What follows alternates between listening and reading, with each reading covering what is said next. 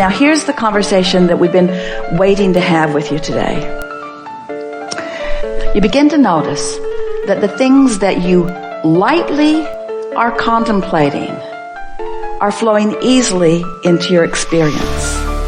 Because in the light feeling, in the absence of effort feeling, in the light, so light, maybe it's because it's unimportant, maybe because it's unimportant, I haven't been beating the drum of it, and so I don't have a lot of momentum going in opposition to it. But in the lightness of it, the universe demonstrates it in some obvious way.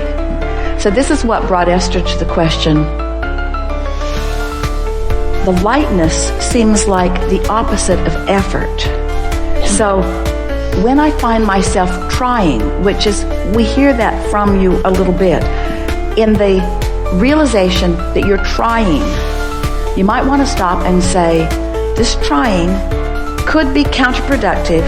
I'm efforting, which means I'm not engaging the energy that creates worlds, which means I think I'll just give this another run tomorrow. And as you do that and do that and do that, you're going to find that effort is not a factor in your experience. You're going to find that trying and struggle are not a factor in your experience. You're going to begin to discover that things that you want lightly come easily. So there's something important to be talking about there. How can I feel light about something I've been so intense about for so long? And we say, by giving it a rest. By giving it a rest. By focusing on some other things for a while. Or by getting as general about it as you can.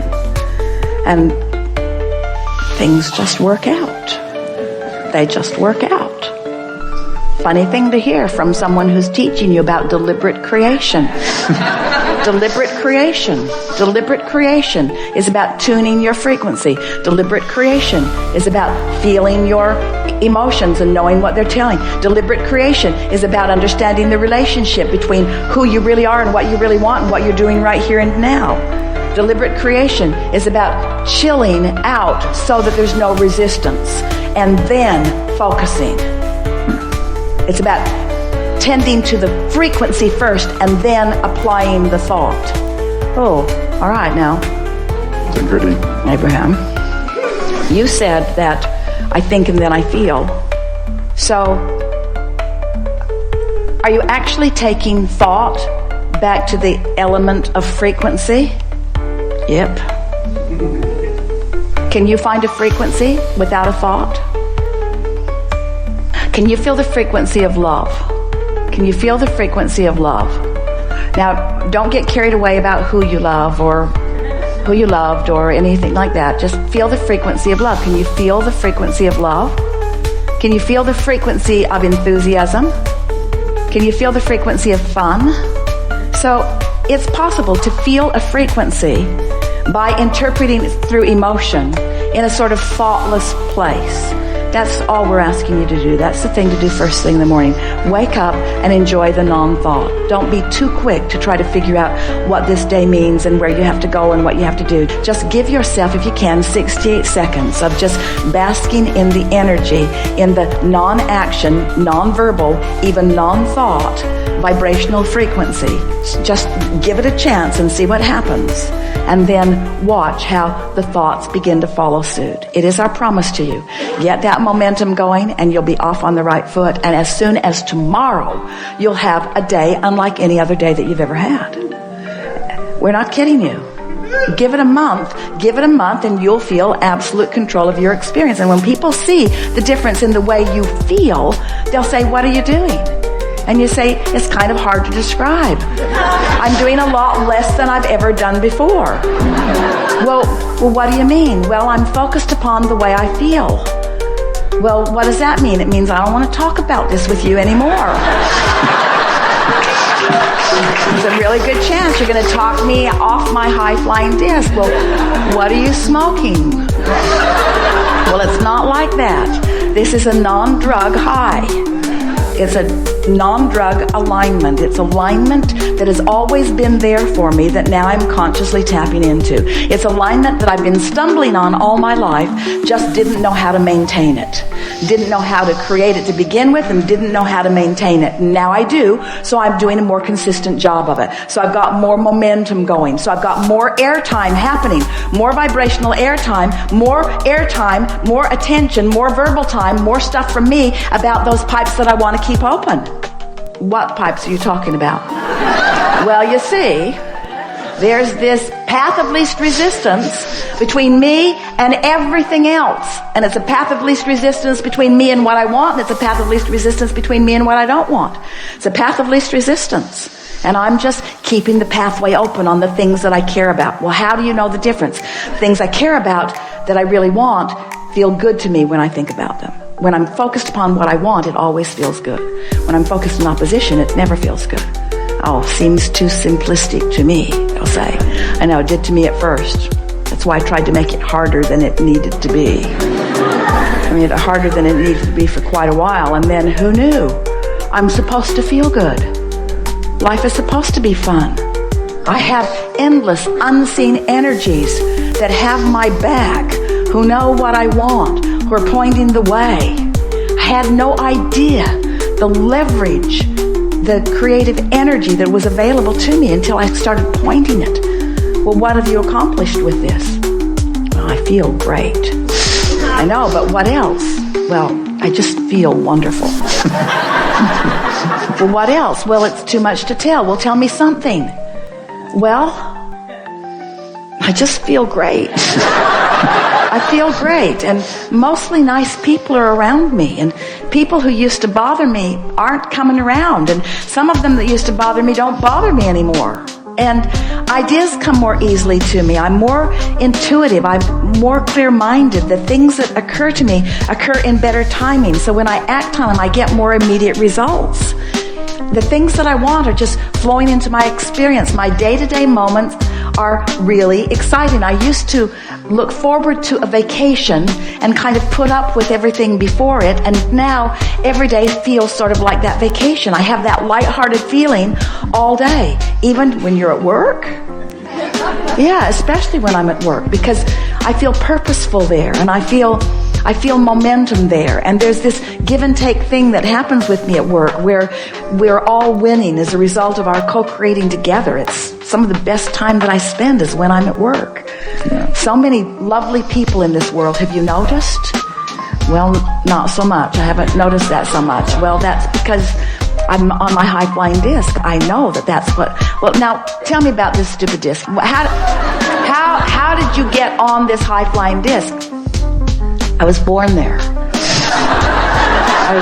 I was born there.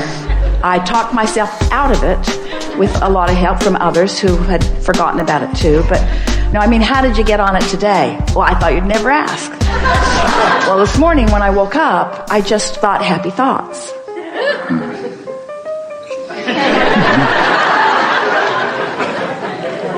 So that's your philosophy. You just think happy thoughts. Yeah? I stopped watching television for the most part. There's some shows I really like that I'm recording and watching, fast forwarding through all the commercials, which means television won't be around for long because, just think happy thoughts. Hang around with people who feel good mostly. Think of reasons to feel good. But mostly, I just get up looking for a reason to feel good and almost always find it immediately. And then I milk it. Some people will think that it's too simplistic, but as you begin to demonstrate how great you feel, and as they begin to see, especially those who know you, the things that they've been hearing you talk about, as they begin to see those things flowing into your experience, as they begin to see your prosperity improving and your laughter more obvious and common, and they begin to notice how clear-minded you are and what good timing you have, what good comedic timing, what good intellectual timing, what good psychological timing, just what good timing. It's going to be so noticeable. You are going to be such powerful demonstrators of those who have accessed and harnessed and directed the energy that creates worlds, that a sort of euphoric feeling of joyful invincibility is going to be yours, to the point that when people point out even the most serious seeming from their perspective of problems, you're going to stand solid in your knowing of all is wellness, and you're going to support them in the same way that Source supports you, by not freaking out because they have chosen a lower flying disc. And before you know it, you won't freak out when you find a lower flying disc either. You'll understand how it works. You'll understand that, this is just a step one moment, and that's all part of the process. I'm predominantly now, for the first several years of my life, I was predominantly in step 3, because I was born that way.